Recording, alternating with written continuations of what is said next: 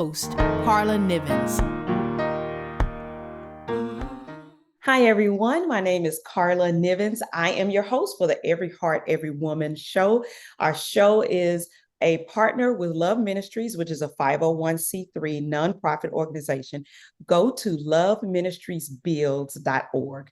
You can get all of the great information about Love Ministries and everything that's going on in this season of ministry, especially as kids get back to school. Love Ministries has supplies and things, and we're walking alongside all of our kiddos. So reach out to us if there really is a need. Also, you can check out my website. Go to karlanivens.com.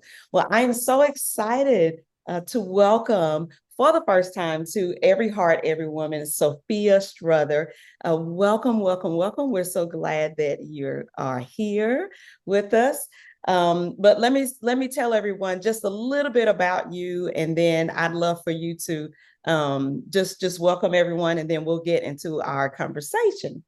Well, Sophia is first and foremost a survivor and an overcomer. She is also an entrepreneur, a community advocate, and an inspirational speaker. Her goal is to empower others who are victims of domestic sexual abuse and trafficking. She doesn't just want to help those who survive it. She wants to help to put an end to it. I love that. She does this by engaging with all level of survivors, the ones who witness the abuse, the ones who are abused, and the ones who are affected by a generation of abuse. She takes it a step further and shares her story and engages with those who have perpetrated abuse, and in the hope that they will be inspired to change their behaviors. This is true from breaking the cycle of abuse. She has spoken to audiences of all ages and in various settings. Sophia, we are so excited that you decided to join us today. Welcome. Well, thank you so much. I'm just appreciative of the invitation to be able to share my voice again, especially on some very serious yet profound topics that need to be addressed, especially in the faith community. Yes. And I see that the approach you take is you leave no one off the table, no life. It sounds like you're thinking that no life should be spared. We need to speak to all the levels to make sure that everyone is living the free life that God has called us to live. Well, it's absolutely essential. Like, you cannot stop a cycle of abuse and not deal with the abuser. We have more than enough programming and platforms for those that are affected by the abuse. But if you only deal with the end result and you don't deal with the root, you're never going to actually truly break a cycle.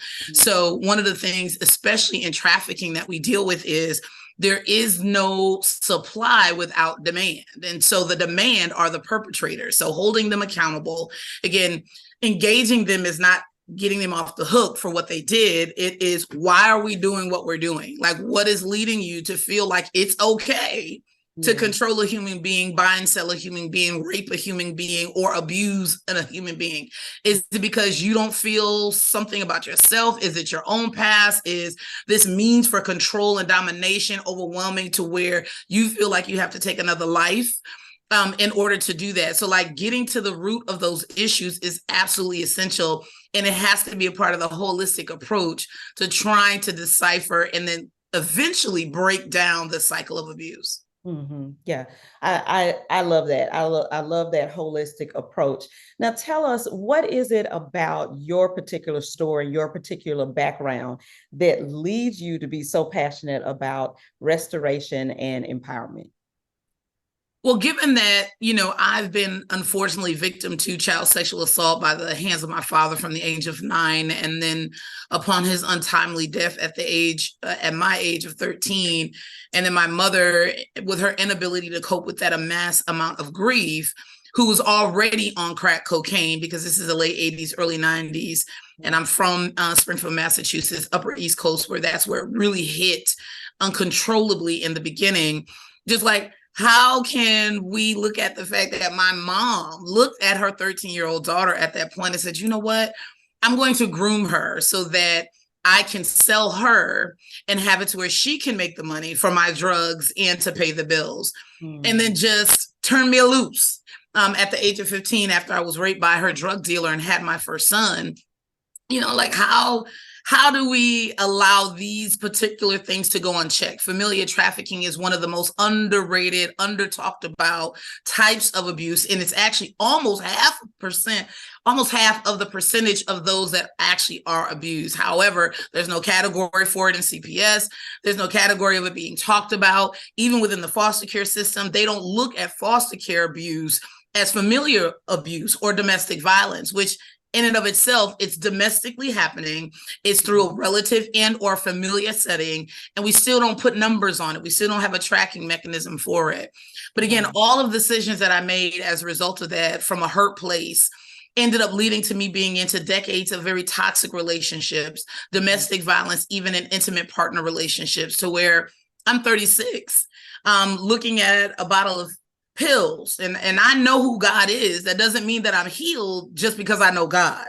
And thinking about, hey God, if this is what we want to do, can you go ahead and take me out of here? Like I'm done. Like I'm done with, I have the facade that I'm successful because my career is there. I got my bachelor's, I got my master's. I was able to matriculate up through the system, even in a corporate setting, but I'm still an emotional mess. I'm still entering into toxic relationships. Why? Because I still see myself as currency. Like I still have not been able to find the new identity that my mother stole from me so many years ago, because everything in my life is a transaction. And so many of us, you don't have to be trafficked to not have an identity, to not know who you are and know your value and your purpose, to where you continue to make these habitual decisions of currency. Like you have actually allowed yourself to be demoted to a status that is not what God has for you. But again, until you realize that these decisions you're making are in a hurt place and stop blaming yourself as if you are the circumstance, you continue to be in this vicious cycle that you come out of it feeling depleted. Every relationship, every interaction, even within your family. This is not just intimate partners, even within relationship ties that we feel like, well, you family, so I have to subject myself to abuse. I have to subject myself to being manipulated and used over and over again. You do not, especially as an adult. You have the right to decide who your family is. Who are the individuals that you have around you? And they need to be people that, one, if they're not praying for you, they're building you up, they're supporting you, they're moving that positive atmosphere forward, and you don't continue to subject yourself to years of turmoil because, oh, well, that's family. No, ma'am. I have family that I love them, but I do not interact with them on a daily basis, because if you're not trying to do something with yourself, I can't be a part of that. And so that is kind of what propelled me with all of those dynamics to say, I didn't go through all this hell for me. He didn't allow me to live and be resilient through those types of traumatic ordeals just for me. It has to be that it was meant for me to pass this on and or share this and be vulnerable and transparent. So especially women of color can see that there's somebody just like them that has endured those things, that have cried the tears I still cry today, but touched in depression, but I don't stay in depression. I've touched on anxiety, but I don't stay in a state of anxiety, that you're not alone. And it's okay to be not okay from time to time. And I think, unfortunately, in the faith community, you are shamed for having a human experience. I tell people we're spiritual beings having a human experience. And it's okay to really touch on all of those various emotions of fear, of anger, of feeling destitute sometimes, of feeling like I don't know what to do. That does not mean you don't love God. That does not mean you don't trust God. That means you're human, just like Jesus.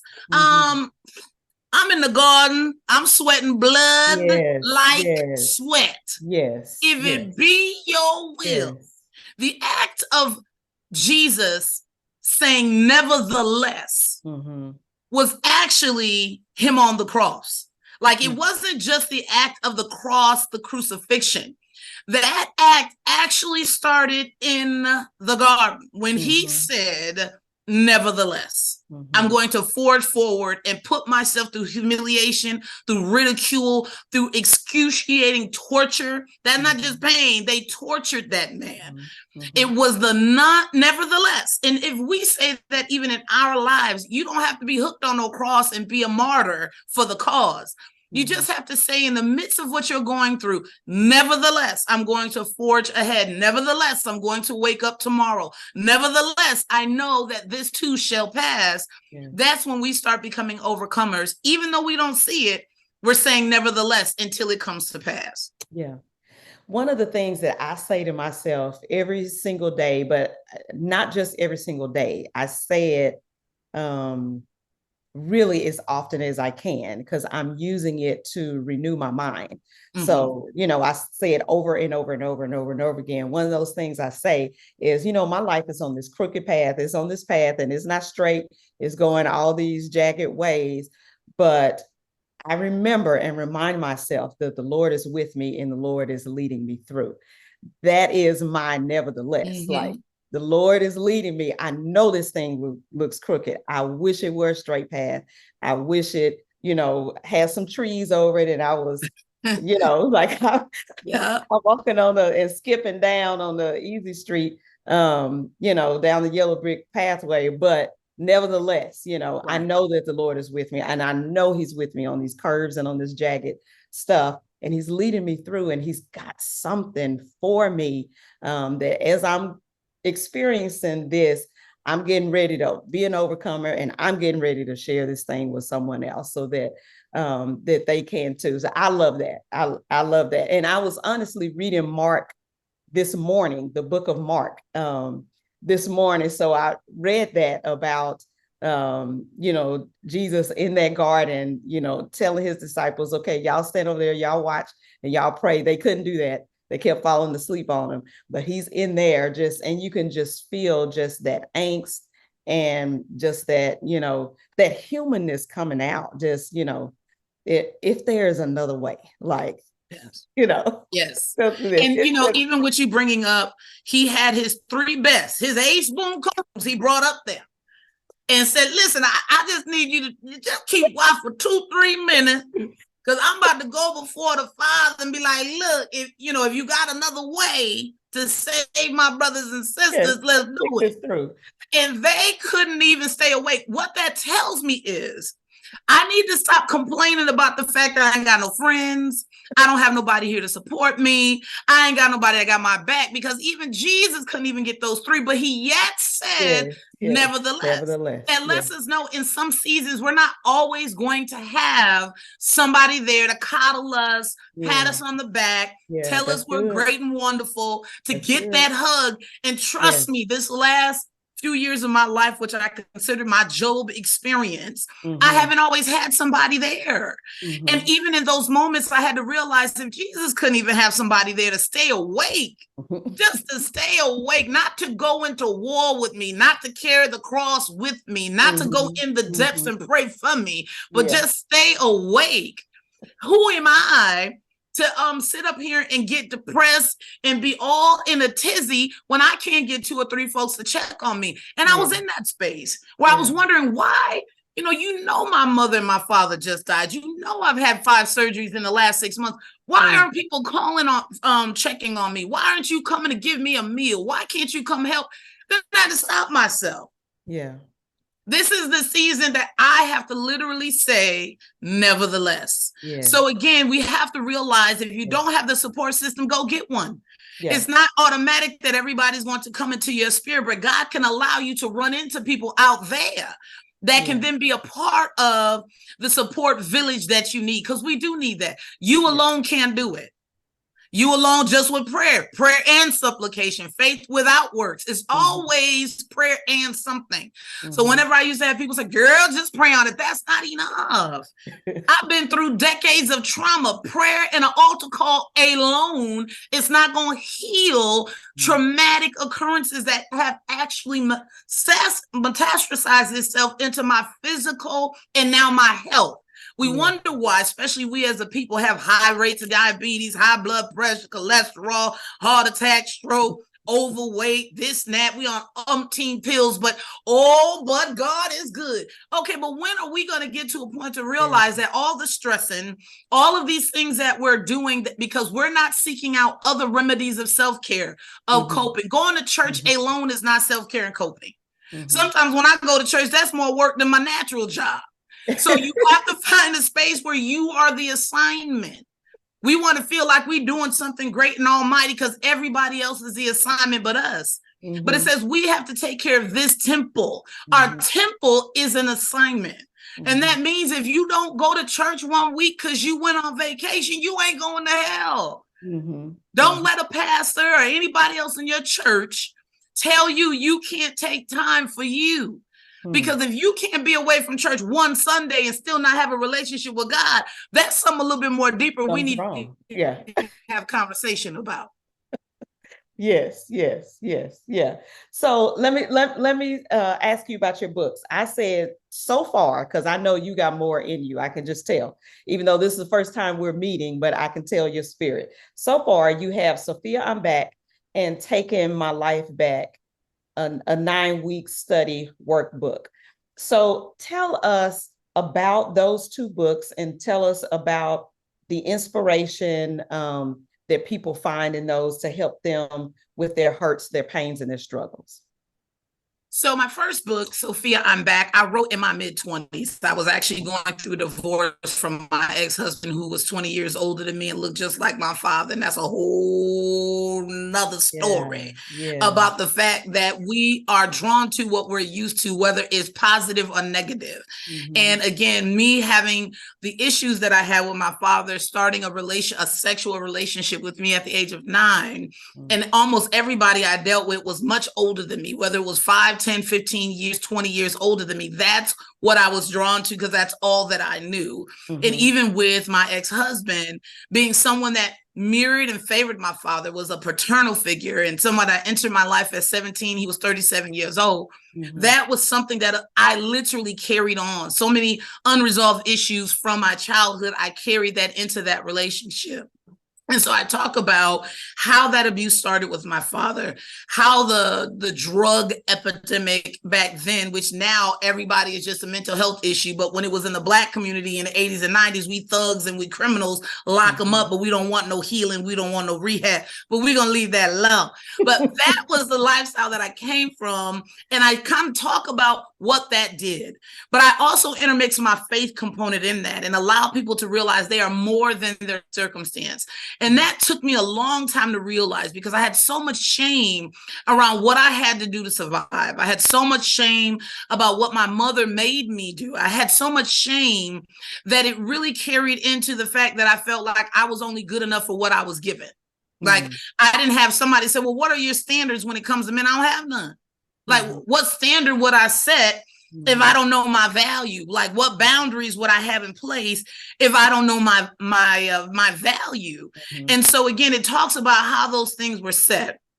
But even in my mid-20s, I talk about the fact that despite that, there are still rays of sunshine in my life that allow me to be an overcomer in that space. Mm-hmm. As a result of that book, a young lady that was over the Bridging with Integrity for Austin Independent School District, Dr. Mary Lynn Thomas, read my book and saw me speak. And she asked me to develop a curriculum where I could go into their actual classrooms of all the middle school campuses and all of their high school campuses. They actually operate out of a homeless shelters and rehab centers, and go in and be able to tell my story to these young people.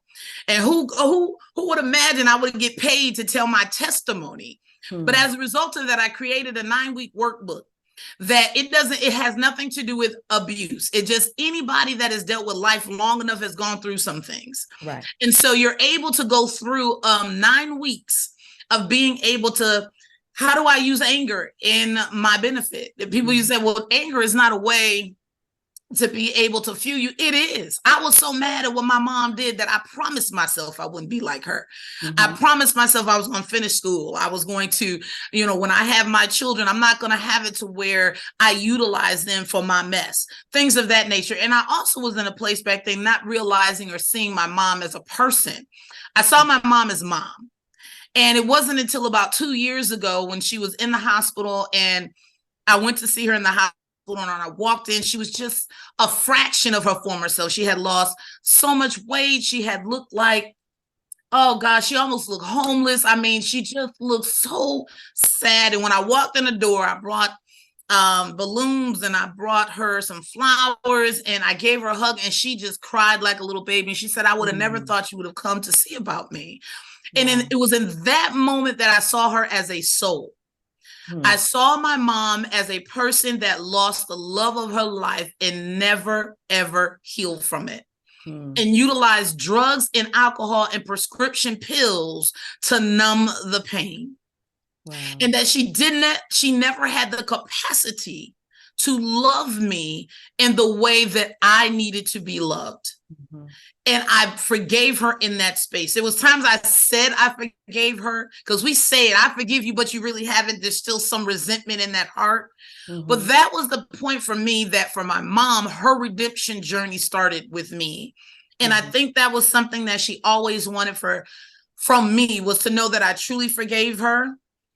And it was in that moment that I did. And I think sometimes when we're working with people that have harmed us, we don't see them as a person, and we don't look at the why. It doesn't mean that I have to continue to interact with you and allow you to abuse me. It doesn't mean that I don't hold you accountable for your actions, because the wages of sin is death. And it's not always just a physical death. It could be a spiritual death wearing away at the soul. It could be a death in the means that you lose relationship. It could be death that you may have forfeited opportunity. That death is really important. And she lost years of having a relationship with me. That was the death that her sins actually meant for her. And there was a death in her health. There was a death in her mental capacity in regards to what she did. But for me, I had to learn to love her for who she was, and not put expectations on her that are not what she can give me, because that will continue to set me up for hurt and disappointment. And I'll never forget, I listened to a snippet, T.D. Jakes interviewed Oprah Winfrey. And Oprah Winfrey, and I actually shared it on my Facebook page, and Oprah Winfrey asked T.D. Jakes, why couldn't my mother love me? And he said, you were looking for gallon-sized love, and all she had was pint-sized to give. And when we realize, and my therapist, Cheryl Alexander out of Round Rock, once I finally started going to therapy at 36, said to me, you have to understand the Enneagram test. That's what she uses as a platform to gauge personalities. And it was one of the first things she did with me when I started coming to her. Who are you? Learn how you think, how you operate, how you like to communicate. And then you have those around you take the same test so that you can know how they think, how they operate and communicate. They are not you, Sophia. They are not going to love like you love, because they don't think like you think, and they don't have the same experiences associated with love like you do. Love for me, up until my mid-30s, equated to sex, because that's how my father said he would love me. He loved me through having sexual interactions with me from 9. So if someone said they love me, it means have sex. If I love somebody, or if I have feelings for somebody, that means have sex. Saved or not saved. That was my equation to love. Until I realized that I could love without sexual encounters, which really wasn't until I was 40 that I could start. And it was my current husband that taught me that, listen, I don't want to be intimate with you. And I couldn't handle that at first, because all I knew, my love language was sex. And until I could deprogram and realize that's what it was, I dealt with decades of empty and toxic and unhealthy relationships. I didn't know who I was. I didn't know how to best communicate who I was, or to realize that, oh, if people don't do for me or call and see about me, it doesn't mean they don't love me. Their way of showing love is actually when they see me in person, embracing me. Or when I call them, interacting in communication. Or in ministry, it's, no, they're not going to check on me when I'm not at church. When they see me, oh, sis, I love you with the love of the Lord. And I couldn't understand it. I've been sick. You ain't checked on me. How you love me? But I had to realize everybody does not love the same. And I can't put that expectation on them. And I feel like if we start to understand that, oh my gosh, what a difference. Us feeling like we're in it alone, or people got something against us, or they're out for us, it will change the fabric of how we interact with everybody in our lives, including our children and including family. Yeah. Now, let me just say that you are so fantastic about being open and about saying the true things. I mean, people may cringe, but you said it, and it is the truth, and it needs to be said, and we need to hear it, and we need to take it in and think about it, in a deep level. So, I just want to thank you for that, for being so open. And I want to ask you about, you have a symposium coming up on October 20th through the 22nd. It is called Learning to Exhale Symposium and Retreat. I can already tell that people are going to leave here with a great perspective about themselves, and they're going to leave here with some work to do. But you tell us more about it, and more what you hope for it to be, and who is it that needs to sign up, that needs to go and sign up for it right now? Yeah, so about 5 years ago, I had to have an emergency surgery, and I was laid out for a little bit. And I was feeling like I don't really know where to go. This was right after I started counseling with Cheryl. So I was 36. I was going into my 37th year of life. And I'm just figuring out, like, what is it for me? Like, how do I turn things around for me? And God dropped in my spirit the Learning to Exhale restoration strategies. And it was a 3-prong approach of how to find your voice, embrace your now, and exhale for your future. Because I had been holding my breath for so long, waiting for something. I'm waiting on things to happen for me, as opposed to making them happen for me with guidance from God. So when I say making them happen for me, again, faith without works is dead, which implies we have a role to play. Absolutely. You can't just go through life saying, well, God will work it out. You got to do something alongside this process. You can't sit on your behind and everything be handed to you on a silver spoon. It don't happen like that. He's telling you, you know what you're supposed to do. Yeah. That part. My thing is just like with a job. Okay. You got bills to pay. You can't sit at home all day and say, well, God's going to pay them bills. Hey, glory to God. No, ma'am. Get your tail up and go to work. You got to clock in every day. You got to put some things into it. God can grant favor with a particular company or job or whatever you're trying to do. He can grant favor with your customers and clients, but there's still work that has to be done. There's planning that needs to go into it. Yeah. And so with these restoration strategies, he gave me a 3-prong approach. The first one is to catch your breath. Sometimes you just have to stop, sis. My brother, stop. Like, we're going through the motions with no plan and no purpose. Stop. You trying any and everything, trying to be like the Joneses. Stop. What is it? Where are you at? Where are you at when it comes to your personal life, when it comes to your familiar ties, your friends, your job, your finances? Again, if you live in check to check and you in your 40s, it's a problem. If you live in check to check and you 40 plus, period, it's a problem. So where are you at? Where's your mindset at? The mind matters, but what the mouth disrupts. There is power in the tongue. You can bring life and death upon yourself. And so you have to catch your breath. After you catch your breath and you just stop a second, then you go into the waiting to exhale phase of your life. That's where you start to plan. And I talk about planning for your Fab Five. That's planning the circle of friends, the circle of family that you have, your faith component, whatever that may be. I'm not here to dictate who you need to believe in. You just need to believe in something. I personally believe in the power of Jesus Christ. But I'm not here to tell somebody that don't come, because my lifestyle may rub on you a little bit. And you might be able to see that, oh, wait a minute, the faith strategy that she has actually might work for me too. Yeah. Then you got to look at your finances. Where are your finances at? You trying to have 7 figures in your life with a 5-figure mentality. It's not going to happen. If you living for your taxes at the beginning of every year, that's not living, because you need to get to a place where you're trying to figure out how you don't pay Uncle Sam. That's the lifestyle that I'm in. I'm trying to figure out to lower the amount that I owe him. So again, where are you at with your finances? And then finally, what does that future look like for you? I used to hate when people say, what do you want to be in 10 years? I don't know, girl. I'm trying to get through next month. Do you hear me how I say it? So being able to have a 3, 6, 9, and 12-month plan every year. What do I want to accomplish in the next quarter of my life? So that you can be able to see successes along the way. Sometimes when we do these goals that are too out too far out in the future, you get discouraged if you don't see the type of movement you think should be present. And so in that, we want to make sure that, okay, in the next quarter, this is where I wanted to start a nonprofit. It don't take nothing but about 20 minutes of your time to start a nonprofit.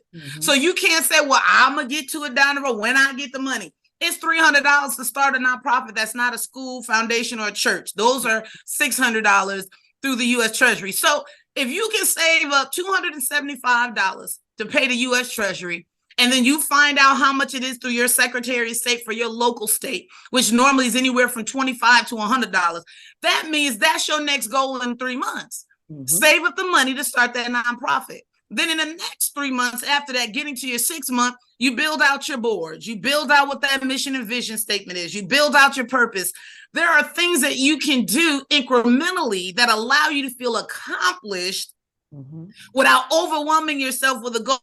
I want to run a nursing home, and you work at McDonald's. Okay, if you work at McDonald's and you want to do a nursing home, in the next 3 months, research. Do your research on what it takes. And the next 3 months after that, research the type of structure you want to have in place. Then in the next 3 months after that, then you start saving the money up to just have the structure, or you start seeking out partners that can invest alongside you, or contractors, or community areas that you want to do it in. There is a way you can do it, but you can't say I work at McDonald's making $18.75 an hour and I want to build a $2 million complex and you don't have no plan. Because what will happen is 5 years later, you still want to do it. 10 years later, that was a dream you had. Another 2-3 years, you didn't gave up on it because you seem like it's too much for you to do. So in learning to exhale, what we do, which that's the final step of my restoration strategy, we have that plan in place. We start to provoke manifestation. We start to learn coping, because throughout the process, there might be failures. Absolutely. There might be rejection, and that rejection may not be a negative thing. There was times I was rejected, even in relationships, and I thought, oh my God, I'm never going to be loved. But God had that ram in the bush, and that was my husband. Absolutely. And I thank God. I thank God I was rejected in the past, because I wouldn't have met him. I'd have wasted more years on somebody that was not for me. There was times, even in career, I wanted to do this and I was rejected. And I thank God, because I would have never invested in myself for this company and became a multi-millionaire 5 years after being homeless. There is reason for everything. Yes. And so having a plan in place is what we talk about at the Learning to Excel Symposium. But it's also a retreat, because I want you to be in a space where your mind can be conducive to that. I don't want you to feel like you're in a conference. I don't want you to shut down because you think it's all academia. I want us to have enthusiasm and be real. I am a realist. I've been through too much to sugarcoat for those that claim that if I'm honest, I ain't saved. No, I had issues even up until my 40s. I have issues today. The Bible says that they ask Jesus, how many times should we forgive our brother? 70 times, 7 times a day, which means he understands that we are going to mess up. Amen. But you just don't stay in that. And that's what we're going to deal with at the symposium. And they can go to my website, sophiastrother.com, and register for that conference. Okay. So sophiastruthers.com. Sophia Strother, no S. So sophiastrother.com, and they'll get all the information once they click on it. And again, it's going to be fun and lively. We got 3 days of live entertainment, some great sessions. I got CPAs coming in, life coaches, therapists. Nice. We're going to have a healing room, because we're going to lay aside some weights while we're there. We're going to lay aside some baggage while they're there. So it's for men and women. Okay. So that there's no excuse why you can't come, or bring your boo, bring your significant other, bring your family, bring your girls, come out and be able to come and learn about you and plan for your future success in your wealth journey. I love it. I love it. I think that's wonderful. I think that it just covers every single thing you need. You do need your plan. You cannot do anything. You cannot just say words out of your mouth. You cannot do anything without your plan. But all of the baggage, I love it that people can just bring that to the retreat, and they're going to leave like a whole and a healed person with the plan, with the plan. Yes.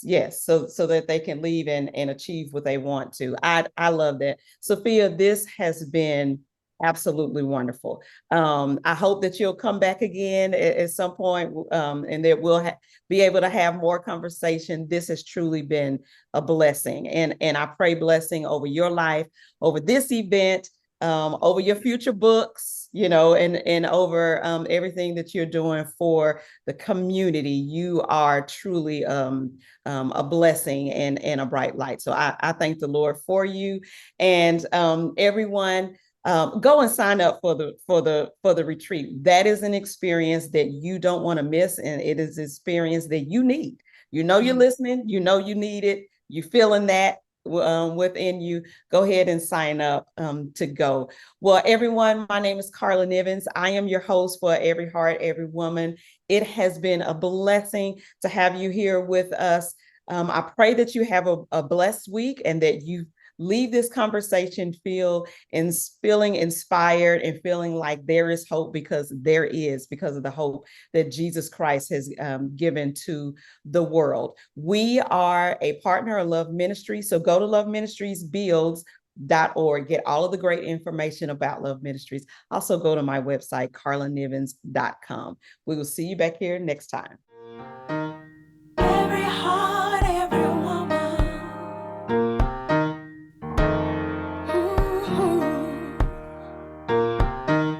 Every heart, every woman.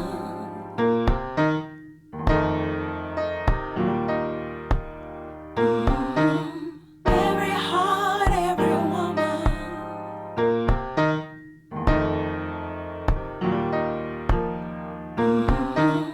Every heart, every woman.